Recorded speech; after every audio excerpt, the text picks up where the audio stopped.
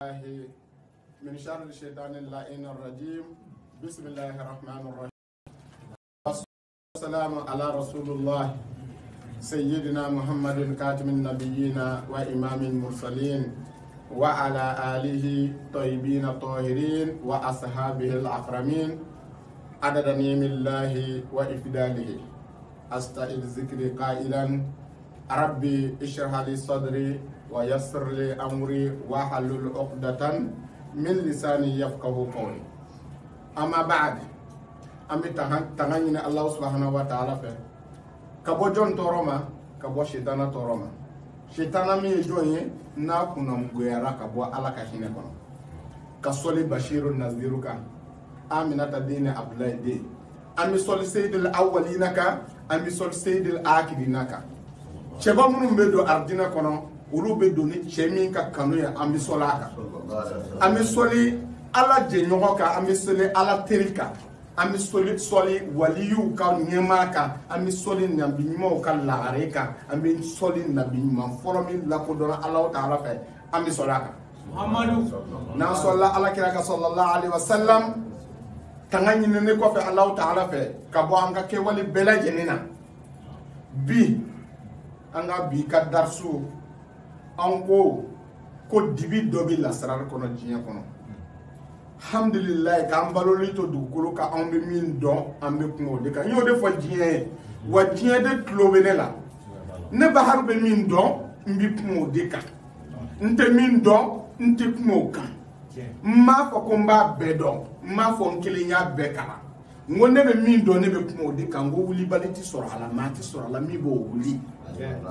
ne on me fe min kala amba kala ka do maru wa doni te ban fa kata jiewle ne de ya fo yo ko al ilmu karramul aw aksar doni bi na fo chenche otuma ma tsaka global do kana ka bi ne kele de bro galondo abi ki negale fe mi bi na fo jinye chenche e kele mi se go benyuwa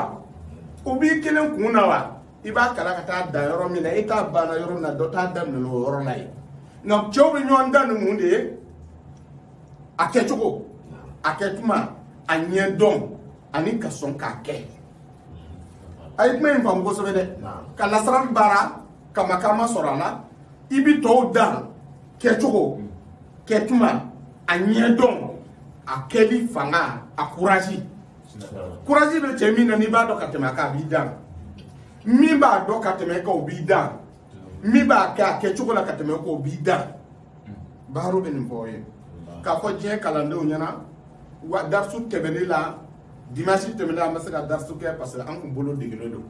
bolo digul ko muye kan kuru kadi alama kasi yoro kile donye kana dankan on yere jurumu to e folo mi kan ga jurumu ba yoro nyini nga anga ndogo jurumu to fana tola ka fo jin kala do nyina ko kalwa korote fu ye ko ibol ka do jurumu to le kata ala nyini ala nyini korote ko ala bina sonde ala ifo siri masade ibi saka nyini ati so ere ana banela fana otikile ala deli murde be ala karba murte ka fojie ala deli murde be na ala del do ala biso don so kono ikashun ni bi bo fa mo fene ikajonko ni bi se ni kakene ni bi bo fe mununa ni kakene o de kama ne kuma awu de fe o aw munu shima korobaya aw munu ko ma kala folo ibi demsane la wati min e ma ye ni shi sera ro de saka ta shuro shi yala ha ni shi sera ro de ta shuro shi yala aw me kala minge e ka ta ku bita do kala yoro la école do be ni shi sera niveau do rete do yi bare hakilité o ko jeunesse ne be ka kuma o de fe jeunesse kalande demsanu kalande jeune sa mu nganduru sambi sa ka digi duguma ay wuli ka o jo ne ka ko be aw de bolo ne na aw de do o ma ye folo o ma me ne de ko mba fo ya o ba me o ba dum o ba ke wa ala be so abike donc bara be aw de bolom ka ala ngwele ka ala gwele ka ala bato ka ba ini dugana ka ala bato fa ala ki bo che tola mba fo nga kuma na tuma be ni ma mi kera joye choufe ala bi ke kundigi ye klefe arabu ka zanade ni kera joye shuka joye dron ala bi ke kundigi ye klefe o ko re muye ni shu nyina maya kan ngo kuma fo ayin ko ni shu ye che o che don ko je bi to ko ane ko shubi e don wa emi klobe na ki ba fe ka mori shubi don e ka mi nyine ko so foko la tsere ta abad na make ka wuli ki jesi ka ban mo la ka datugo ka data obla ina alate kalwa yake wati dme kalwa kle kelembe 24 heures kono ala minan dugo mo la ka shun kan tugo adama de ona pew ki deli 24 heures kono ka ni ka dia iboke o yikle kele kalwa kle sababi kalwa kle wolum blabe kalwa kle kono ndombe kalwa kle tan kelembe kalwa kle tan ani shegi be kalwa kle muga ani kelembe kalwa kle bisaba ni sababe kalwa kle binani kelembe kalwa kle bi wolum blabe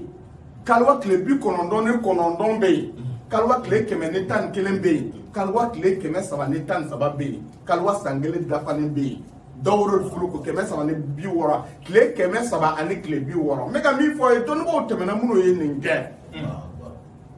kle keme saba ni bi wora musu tabulo den dabulo avec ala wele yeche hal no bora du kulu insan fe ase no be to yansa tarama fa mune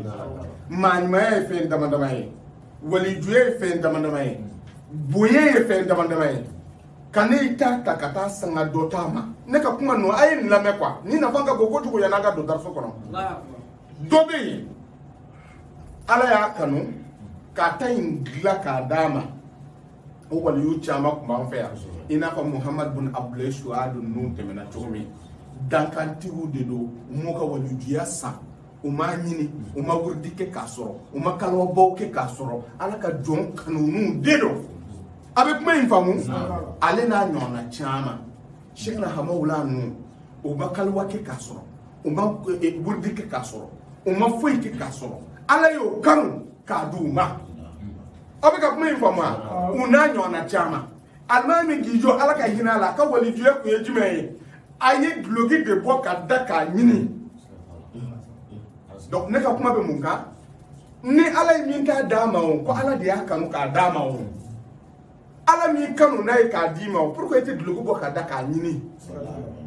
ninka togo ala ya dama ala ninka togo mi dama masarga bo ala ma fu bo ala de akanu ni togo ni na fulo tiye ni dawla tiye nye mungu so ite glogi boka daka ala dele aka togo ni boya ni dawla ni kirama dima ne la sana ka bo an fa adama na kana blane la doni ba mori kunda o mabone ka so ati qur'ana kala na mabone ka so ne ka kabila la ne bora mamuna qur'ana kala na mabola ngane be ka fo wonye fe makalawo ne makala nganye mi kala nyo donc nandura la trad babu kono ibina fitini mi menda ni ye kelen fo ni bo do ni ye fla fo bo do sabana iba so mu me aya mi nyom la ide o klobe nawo donc o koro yitime che mani blogu bo ka da aboka da ban ibi ke fe do yi ma nyuma ya ala ya ni dola ama ni mi ne bisika nyini dota ayi blogu bo ka nyini do re blogu bo ka da ka nyini ka sege ka sa ata soro mbebe ala ka masaya kono ngaye bato munun ke yi cesir munun ke ala bo joro kon dima ala to mlela parce que maka jurute to Allah subhanahu wa ta'ala ni fokku e dime kan do gasa ga do jeme ta masra di medika ni dem san bi bolo la mona ube mo tugure ko ku bi fendo do ibe min do ko ma je ka de lai ko inte ta ko shika wurdi te mure galon findo mama yo fo ye galon do ne bi afo ye shika wurdi de mure sera ne be ma on be ko lo shinya kele ngache ye galon de kala de ina mara to drone ibe sara mi ka mo ba do ko ami ka briefing tu ikai no ti ti doni bayi ita kono ayi ta kono ni ba kono ti so ga me fo ne ko ni e ka tumu jigo ni ma burde abeke ya abada ni fini tiga ka dawo ni ma gari do ala tayer ke ma gari do machine ka kala be do wa e du ko fini kala te ka gari do fini na ka fara nyonga ko te fini kala e o to e ba ta ka do jogodi donc na mbore sisa anyanga da su bla romina amina tay dogo go musala sala gazali baharu ote abeka da su du de la bi ay sigiban ne gazali de do ne katimu de do ne munde do ne la frase re hakika de do o bena menye fe donc aye da su bla romina amina tay don te benuna amina tay abina tasra dama kayirana Anganga darsu damne fa jumɛn fɛ a kan ka taa laban fa jumɛn fɛ a bɛ ka faamuya donc bi ka darsu do in jɔra yɔrɔ min na an bɛ bi ta in ta o yɔrɔ la a ko cogo di a ko wajil awal fil jalb al arzak nasra fɔlɔ ka na gɛrɛsɛgɛ ɲinini na i kan ka mun de kɛ walasa i ka se ka gɛrɛsɛgɛ sɔrɔ ni bɛ kuma o de kan a ye téléphone bila vibration i kan ka mun de kɛ walasa i ka se ka gɛrɛsɛgɛ sɔrɔ wa jalbul ghaibi ani fɛn min yɔrɔ ka jan i la ou bien maa tununnen ou bien fɛn dɔ yɔrɔ ka jan i la i b'a fɛ ka min sama ka na wa jalbul abd ani jɔn fɔlɔfɔlɔmɔgɔ tun b'a baara n'i b'a fɛ ka jɔn caman sɔrɔ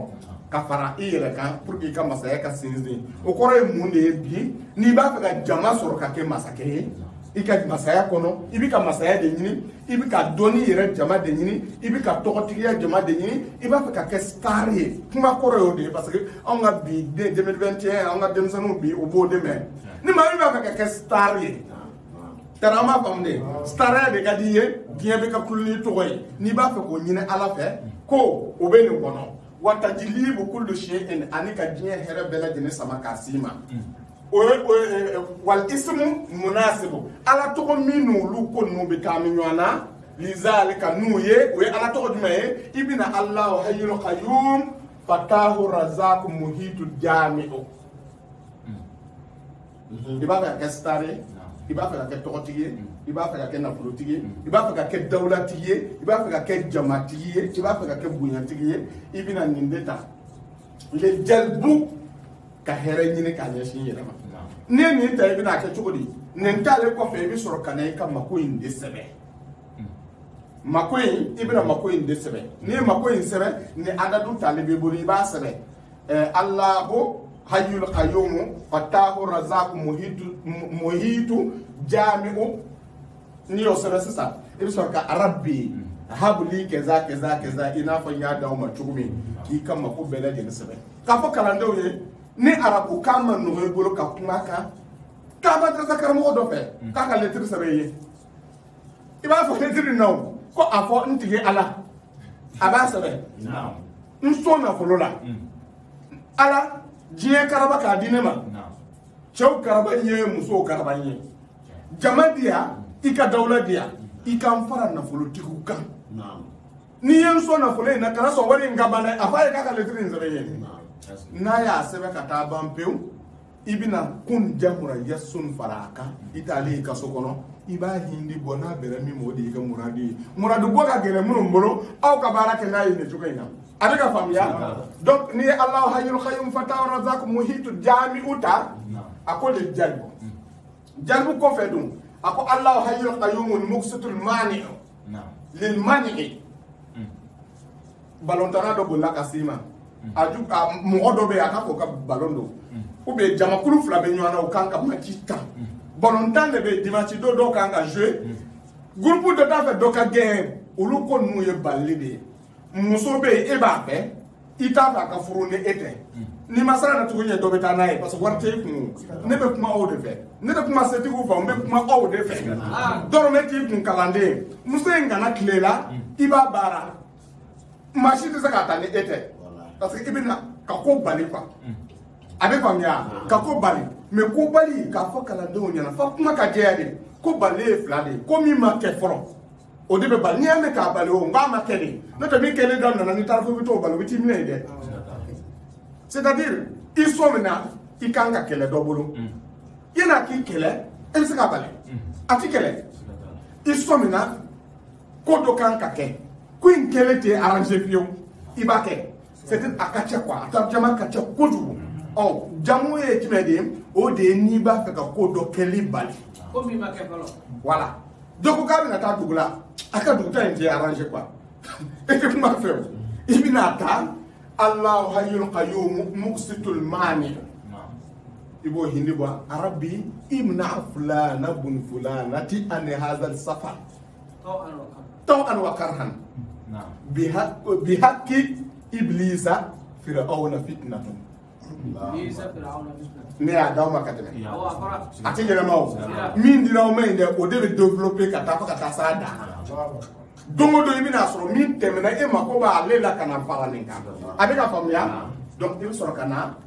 abla wafuku kono nu ye kati mu ye ka sort ki ka barake donc ako to de tourner ako lil mani ka ko bani ako to de Allah hayyul qayyum al atufur rauful hakimul wadud jamakulu flabe o be kelela iba ko labe o kape kelema ibe nindeta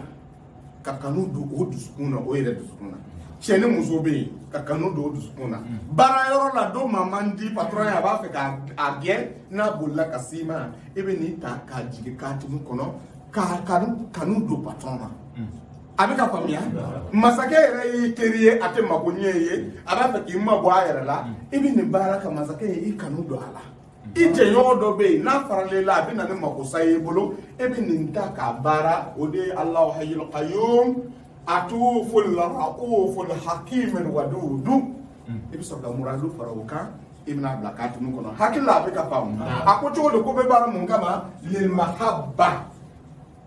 kama ne gazalika asmaul husna munum bitama nay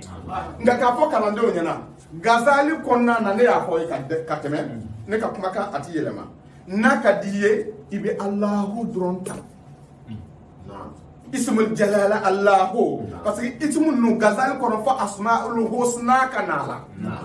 dobi ka nyini ga dondo ko le ba fa am la la ma hudu jige gazali ko ne yelela joni kala la neke neke ayne me kala la am la la ma hudu tagado Allah la ma hudu asmaul husna dowa afure nyira ko ni be gazali baraka asmaul husna dita mimba do de ka fiye koy ebe mi do ngato ma koy ko doni fana te barani ka hakilla e fakala ndo ko debla no ta bo shibe ke na to raka ti kede parce que ne afoka da yoro mi na ni tara ku ba boy e wi ita de yo ne mo fiye muna ne ma fiye e man ke ko ni yo ne akala ka da yoro na ba kala ka dima chewo abaraka da imban na gabi min di me biska kuma fe abi famia am la lamahudu wi Allahu Muhammad ala to ko babe do abi dawla di mama abi gersega di mama abi boye di mama a hindi e kebani biduru ni shegi abi ka famia am la lamahudu a hindi e keme ani biduru ni shegi Allahu Muhammad am jil habla malay hudurin wi Allahu Muhammad jibrila nurani do ni ko am jil habla malay hudurin o kay jine to ko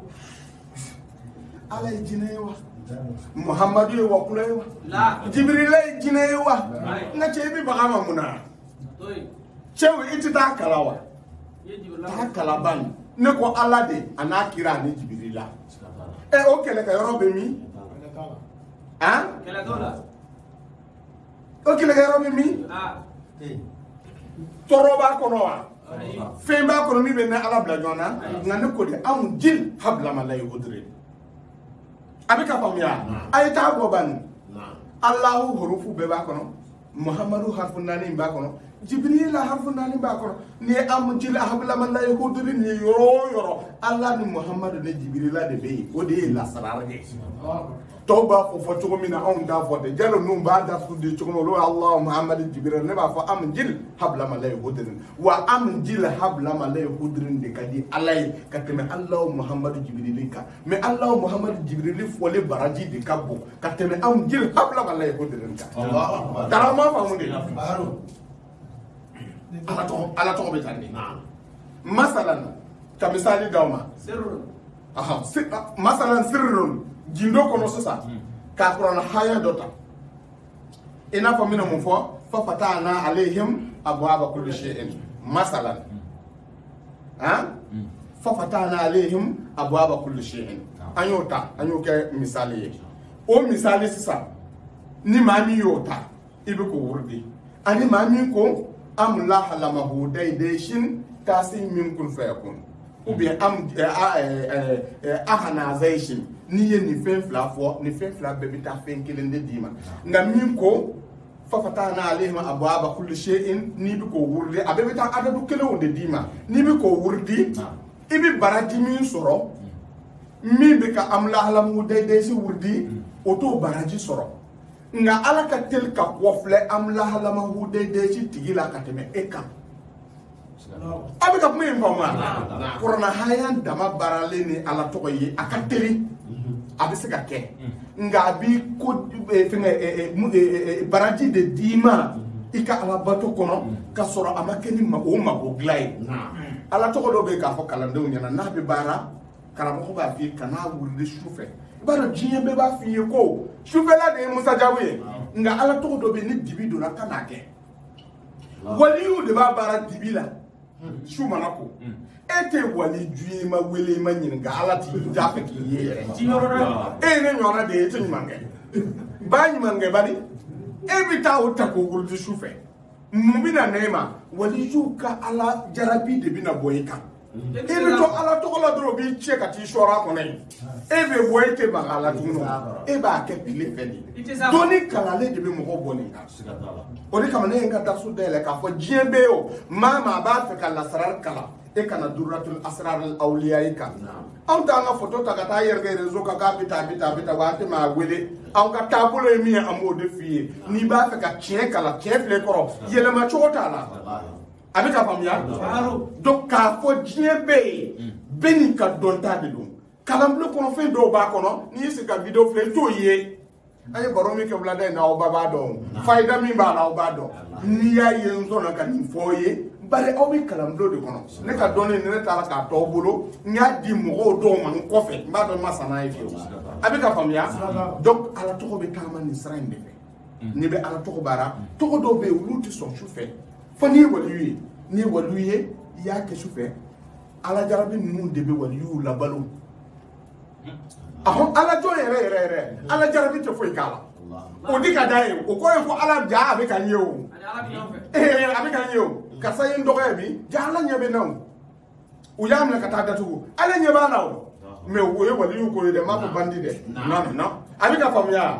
donc kuma be ne mi te waliyu e ba ke klefe klebe do ta noro la noro mi mbe na kan ga bon ekelenka klebe do to la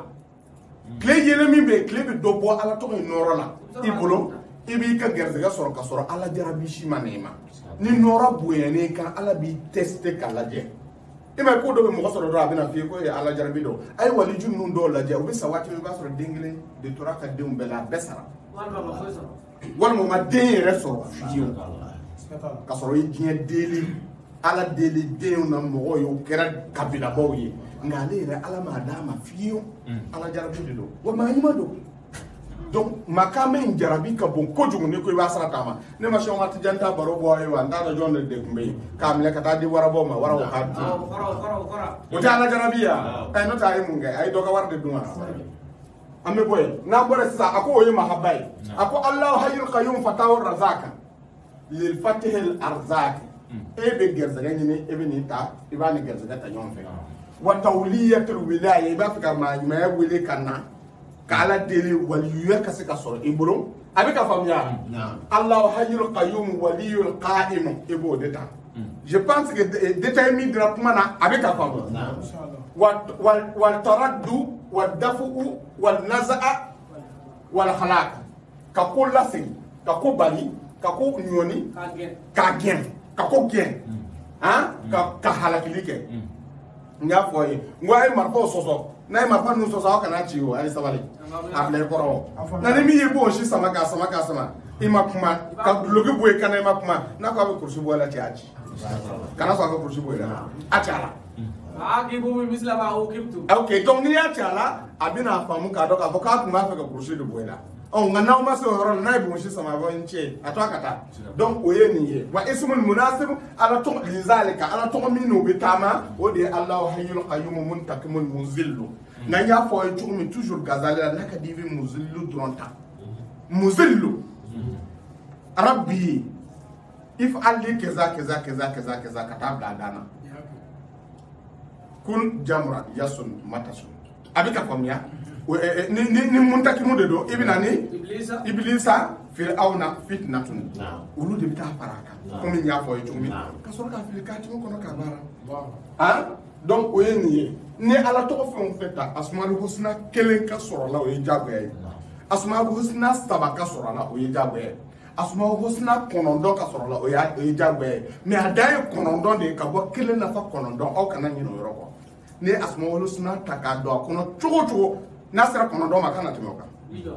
i jɔ i ka muradu fara kan a bɛ ka faamuya o ye n'i b'a fɛ ka idikamu kɛ donc o de ye Allahu hayyu